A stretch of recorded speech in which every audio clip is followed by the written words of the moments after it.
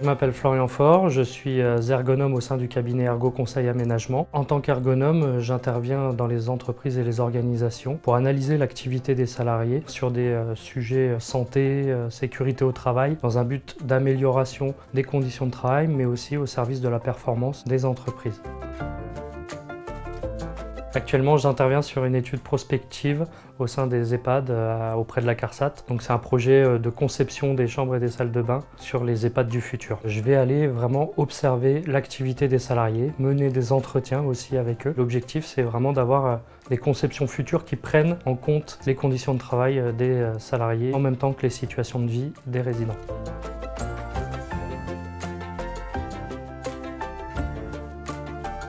Dans les situations que j'ai pu observer aujourd'hui, on voit qu'il y a une problématique d'accessibilité entre la chambre et la salle de bain. Quand on veut tourner le fauteuil roulant pour accéder à la salle de bain, qui sont vraiment contraignants et compliqués, avec notamment par exemple des risques psychosociaux, des troubles musculo-squelettiques, et qui pourraient être améliorés à travers un projet de conception qui prend en compte cette problématique. J'ai pu voir que certaines chambres avaient déjà eu une évolution. Il y a eu une porte coulissante qui a été créée, qui permet de pouvoir rentrer plus facilement avec un fauteuil à l'intérieur de cette salle de bain. C'est un aspect intéressant que l'on peut conserver et reproduire dans l'activité future.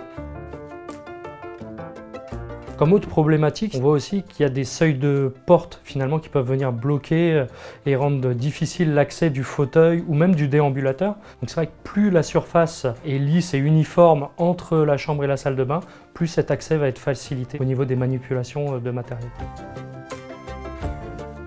J'ai pu observer aussi au niveau des salles de bain que certains lavabos avaient un plan de travail autour. Quand les salariés vont faire la toilette avec le résident, ils se retrouvent sur le côté avec des postures finalement beaucoup plus contraignantes. Il faut réfléchir à un système où les lavabos, dans les projets de conception, doivent pouvoir intégrer le fait que le salarié a besoin de pouvoir tourner autour. J'ai rencontré aussi aujourd'hui le personnel d'entretien. Suivant la matière qui est utilisée au niveau du sol, il peut y avoir plus ou moins de contraintes. Aujourd'hui, la dame que l'on a pu voir qui réalise cette activité, elle est obligée de passer la raclette parce qu'il y a des carreaux. Finalement, elle ne peut pas utiliser la frange qu'elle utilise d'habitude. La problématique, c'est qu'avec la raclette, ça lui demande beaucoup plus d'efforts et donc finalement beaucoup plus de difficultés et beaucoup plus de risques au niveau de la santé et des troubles musculo-squelettiques que ça peut provoquer.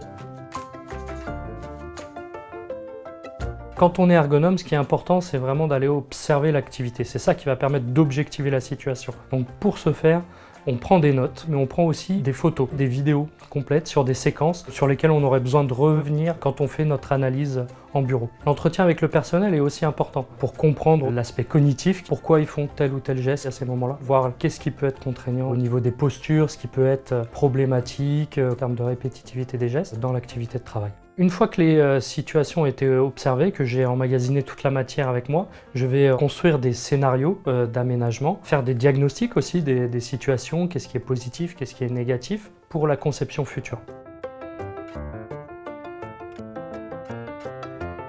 J'ai découvert l'ergonomie dans mon cursus commun de STAPS. Ensuite, j'ai fait un master en ergonomie. Ça fait plus de 8 ans que je suis ergonome. Ce qui est intéressant à travers ce métier, c'est déjà les valeurs humaines qu'il dégage. Ça a une vocation à améliorer le système de travail global, donc c'est assez gratifiant. Et ce qui est aussi intéressant, c'est que je fais le métier d'ergonome en tant que consultant, et donc je vais dans des secteurs d'activité qui sont vraiment multiples. L'industrie, le monde du médico-social, le monde du nucléaire. En tant que consultant, en tant qu'ergonome, vous ne vous ennuierez jamais.